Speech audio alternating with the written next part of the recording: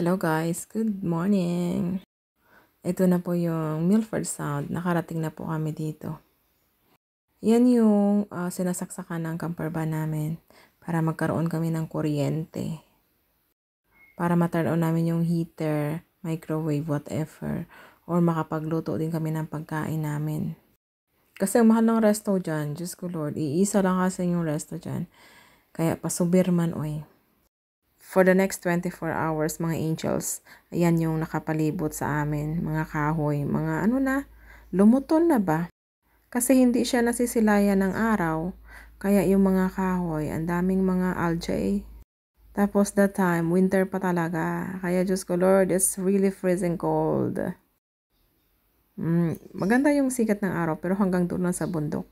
Pero yung sa loob na yan, wala kasi sa sobrang tataas na mga kahoy. Ang gulo ng camera ko, oy! Yan po yung mga kahoy. At saka yun yung tulugan namin na sasakyan for overnight. Ang lamig niyan, buti na lang may kuryente, kaya gumagana yung heater. In fairness naman, ang gulo, ang likot ng camera, ang likot siguro ng kamay ng nagbi-video na yan. Diyos ko Lord, kating-kate, in fairness.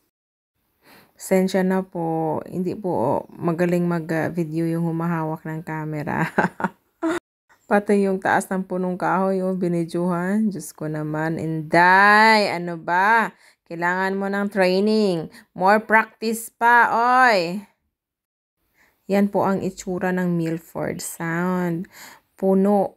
As in, sobrang daming punong kahoy. Tsaka yung river nila dyan, ang linis, puno ng lumot.